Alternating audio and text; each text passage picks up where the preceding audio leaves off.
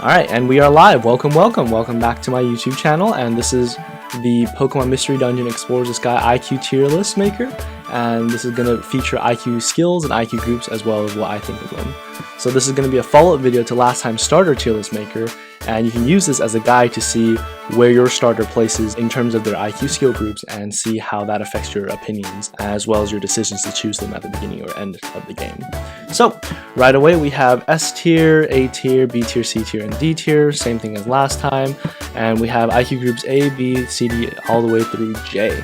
So just a little bit of a prerequisite, I'm going to say that no starters are in IQ groups A, B, I, or J, and there's going to be a reason for that. They're all in C through I think H, and IQ groups I and J are definitely very, very unique for a reason that you'll definitely see later on. And yeah, let's just get right into it.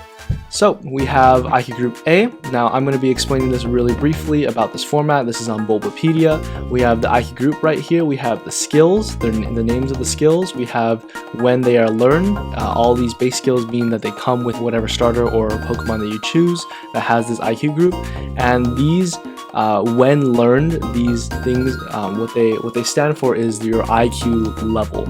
So in the game, you gain IQ points by eating items called gummies, or sometimes even nectar. I think Comedy drops it. But essentially, if you eat a certain amount of gummies, your IQ points will definitely increase to a point where you'll have like 1 IQ star, 1.5, 2, and then that is when you are likely to encounter and to gain and learn these IQ skill groups. So that's what these mean. As you can definitely tell by that, but if you're going above 4 stars and above, that's probably having to do with end game content, and anything from like 0.5 to let's say 3, even 3.5, almost to 4 sometimes could be considered main storyline content. And right here, over here, is just the effects of each IQ skill on their own. Now I will be analyzing the IQ skill groups in terms of skill usefulness, how useful I think that they will be to you, main storyline and post storyline, as well as how practical they would be like for everyday usage essentially. Okay, so with all that being said, let's get right into it. We start with IQ group A. As you can tell, all these are the base skills for IQ group A. There's going to be no starter Pokemon that are in this IQ group, but this IQ group is very, very useful. It's one of the best utility IQ groups for a couple of reasons. You have non-trader, which allows you to not attack your friends. You have acute sniffer, which allows you to know the amount of items on the floor. PP saver, which allows you to sometimes save PP, as well as coin watcher and haggler, as well as collector too, which is all really, really good for utility Pokemon. You also have all-terrain hiker, allowing them to cross all these kind of terrains, and the best part about this is stair sensor and map surveyor. Now these two, in my opinion, are two of the best IQ skills in the game. If you have stair sensor combined with map surveyor, you essentially know the layout of the floor already. Combine that with like an item such as x-ray specs, and essentially you literally luminous orb the entire floor just without the stair location, but you already know where to go thanks to stair sensor. So that's it. And then you also have House Avoider and Pierce Hurler. So definitely a very, very good useful utility IQ group. There's not really too much to say. I think is one of the best because of these reasons. The only thing is that you cannot no starter Pokemon learn this IQ group, so you're gonna have to rely on recruiting a Pokemon outside of your starters, probably post game, in order to gain usage of this IQ group. Let's go with A tier. A tier. Next, IQ group B. So IQ group B, just like IQ group A, a little bit more of a utility IQ group, but because it doesn't have map surveyor nor stair sensor, I definitely would rank it lower. It does have fast friend to make up for. However, because you are not going to be no starters can learn this, so in order to use fast friend, you have to be the main character, which means that in order to utilize IQ group B on your main character, you're going to have to recruit another Pokemon outside of your starters, so you're not going to be able to use this in the game essentially until post game. So yeah, definitely because of that, I would probably rank it a little bit lower. I don't know, I would say maybe like C plus, B minus, mainly because you're most likely not gonna ever need to use this IQ group because you're not gonna have the time investment to invest all those gummies in Pokemon that are not your starter, unless you really, really like it. In that case, then yeah, if you can get all that stuff and spend the time, definitely probably B tier, low A tier. Okay, next we have IQ group C. IQ Group C is one of the, I would say, par for the course of the game. If you played Pokemon Mystery Dungeon, you would have probably encountered IQ Group C sometime in your playthrough. It's a very, very common IQ group, along with, I think, IQ Group F. I would say it's like a good benchmark in order to compare probably most other IQ groups. But this one's like a classic, essentially. Most fire type Pokemon also have this. So you have all these things, base skills, that's fine. You have non-trader, Brick Tough, which is very good, adds 10 to your max HP. You get it very early on, I would say around probably Craggy Coast or Empty Horn. It's very good for, helping you early game. You have non-sleeper, which helps with a certain end game Pokemon. You have Aggressor, which can be good depending on how you use it. You have Extra Striker, which is one of the better IQ skill groups, allows you to essentially double attack sometimes. You have Intimidator, one of the best IQ skills.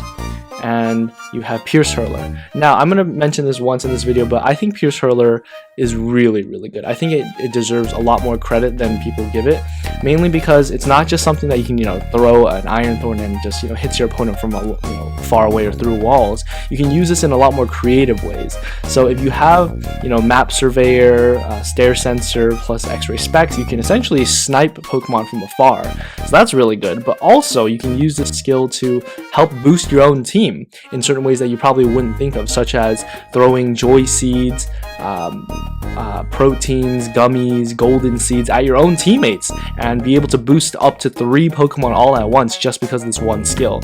So because of that, definitely very, very good. You can also use it in monster house scenarios. If you want to lure them out into a corridor, you can chuck them and hit them all in a line, essentially like that. So definitely very, very good.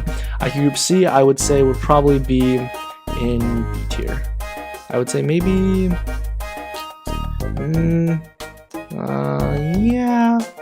yeah, I would say B tier. Alright, next. So now we have IQ Group D. Now, IQ Group D, I would say, is more or less the jack of all trades IQ skill group, and essentially, I think only 2 Pokemon have this, those 2 Pokemon being Trico and Pikachu.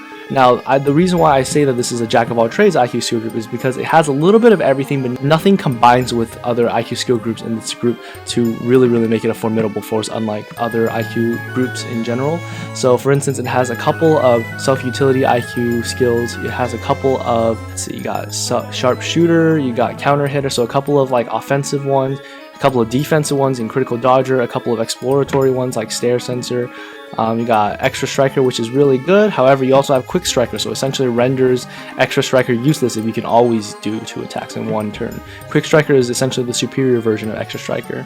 And just because of that, you're not going to really use it too much as your main IQ group to help you throughout the game. It's more like a good IQ group if you pick like Trico or Pikachu as your partner Pokemon. It'll definitely help you there, because this is, it gets a little bit of everything there, as well as I can think, Pikachu is probably the best in terms of that. It has Pikachu as a Pokemon has a little bit of everything too. It has damage, utility controls, such as like Thunder Wave, Agility, Discharge, Thunder, Thunderbolt, things like that. So definitely jack of all trades, not the best, not the worst. I would say probably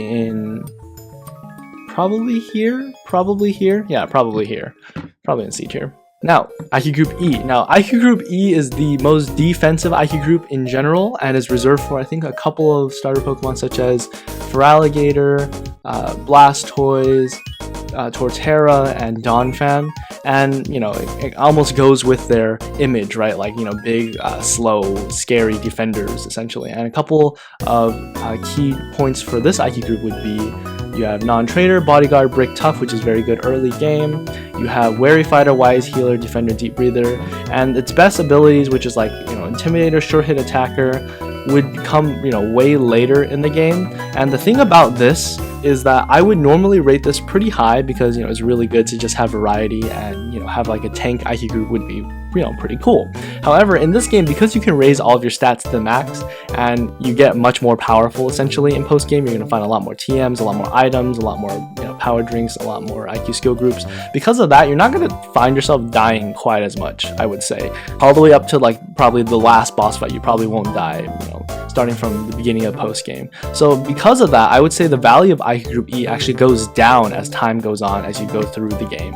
So because of that, I would actually rate that lower than most other skill groups. You really can't use it too much as a starter, you know. I mean, I guess you can, but I wouldn't recommend it, you know, unless you definitely have a little bit more difficulty, you know, in boss fights maybe. But there are better IQ skill groups out there, I'm pretty sure. And the best IQ group skills that you'll have will come when you probably don't need it as much anymore, combined with the rest of your skill set. So because of that, I will give it a probably at like the very bottom, probably at the very bottom of C tier, or at the very top. So like D plus, you know, C minus for sure. All right, next, IQ Group F. IQ Group F, another classic, par for the course. A lot of starter Pokemon have it.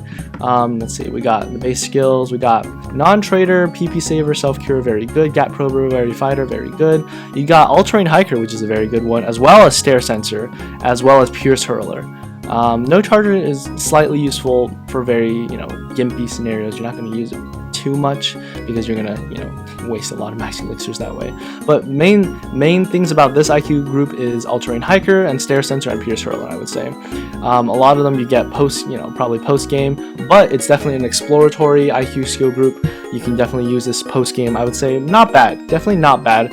I would probably group it with IQ Group C because they're so common for different reasons. IQ Group F is more exploratory. IQ Group C is more aggro, I would say. So pick and choose essentially. Next, we have IQ Group G. All right, now G. Here is where the IQ groups actually start ramping up in terms of quality, essentially. Right here, IQ Group G only houses 2 Pokemon, which are, I believe, Skitty and Vulpix. And the best thing about them is obviously Stare Sensor and Map Surveyor. You have a whole bunch of self-utility IQ skill groups, and you have Quick Striker as well, so guaranteed 2 attacks. Definitely very, very good for post-game as well. Fits Skitty and Vulpix definitely very well for some reason in my head. It just really, really fits them very, very well. One of the better IQ skill groups. Super, super good in terms of, you know, I would say exploratory utility as well as just, you know, daily usage almost because of this. What else? Yeah, critical dodge or XP elite. Not, you know, everything else is pretty good, but it's not like anything groundbreaking. The most groundbreaking things are these 3 for sure. So yeah, because of that, as well as because, you know, you can use them on Skitty and Vulpix, which are already like really, really good starters. Definitely in A tier for sure. Right here. Next, IQ Group H. Now, as far as I know, IQ Group H only belongs to one infamous starter, and that is the lovely Chikorita. Now, Chikorita in this IQ group actually benefits from it, I think, quite a bit. It becomes a bodyguard. It essentially beefs up Chikorita quite a bit. And, you know, you get Brick, Tough, Self-Cure, Bodyguard, Non-Trader. You get Coin Watcher, as well as Wise Healer, Wary Fighter, very good, Deep Breather. So all of these are like, you know, self-utility. It's really, really good for Chikorita by herself. And All-Terrain Hiker, which is very, very good because Chikorita is a grass type. Therefore, it doesn't, you know, really cross too much terrain all by itself. You got Critical Dodge, very good, and the most useful ability probably for you would be Fast Friend. Now, because Fast Friend only works if you are the leader, I would say this IQ Group H and Chikorita itself would only be useful if you yourself pick Chikorita as your starter. So not as a partner, only as a starter. Otherwise, you know, one of the best skill groups, you know, kind of gets useless until like post game or until the very end. So yeah, definitely very, very useful. I would say a little bit, probably a little bit worse than IQ Group G. Only slightly, because it doesn't have Stare Sensor Map Surveyor. But yeah, very, very good. Now, last 2 IQ groups, IQ Group I and J. As I promised you, these 2 are very, very important and very, very powerful, mainly because IQ Group I is exclusive to 2 Pokemon, Darkrai and Dialga. Yeah, I know, right? Freaking broken. So you have Time Tripper. Now the main thing about this IQ group that makes it broken is Time Tripper right here. So you get this like really, really late, really late in the game. You have to, you know, recruit obviously both Darkrai and Dialga. However, it's a permanent speed boost. It essentially permanently raises your speed by 1. Imagine if you had an agility that, you know, didn't cost PP, that it was always on. It just did not wear off every single floor. It's like Deoxys speed form. Every single floor. You can use this for so many fun things. You know, you can outrun opponents, you can, you know, dip if you run into a monster house, you can get to stairs really quickly. The only thing that I would say is not that good about this is that sometimes it's annoying if you have this on a teammate. For instance, if you have Dialga or Darkrai as a teammate, you sometimes want to turn this IQ skill group off because you want them to travel at the same pace you're traveling. But if you're going solo, by all means, you know, go right ahead. You have this, and along with Intimidator, Extra Striker, All-Terrain Hiker, which is more useful for Dialga than Darkrai because Darkrai can already go through things. You have Aggressor, a couple of self-utility moves. Very, very good. S tier for sure. S tier right here. And last but definitely not least, the lovely J, IQ Group J. Now, this IQ group is only meant for one Pokemon and one Pokemon only. Now, can you guess what that one is with the IQ skill group of Absolute Mover? Yeah, Palkia, the freaking god of space. So essentially, Palkia has this is the only Pokemon in the game that can learn Absolute Mover as an IQ skill. And what it does is it combines All-Terrain Hiker with the ability to destroy walls. So if you ever, you know, find yourself stuck in a corner and you don't want to waste, you know, belly to go all the way across the map, you can just make your own path to go between rooms, which is freaking broken. You know, allows you to go through things. It's very good for finding items within walls. You can create your own path to, you know, get outside of certain sticky scenarios. You can hit Pokemon inside walls. It's great. It's freaking great. Combine this with Map Surveyor and Stair Sensor. You got Short Hit Attacker too. My god. Intimidator, Multi-Talent. Oh my lord, Palkia. They just buffed the crap out of Palkia. You know, one of the best Pokemon in the game. A couple of good self-utility moves as well. Yeah, it's one of, you know, S freaking plus right there. The best right there. Yeah, I don't think there's really too much more to be said. I think this is all the IQ skill groups in the game.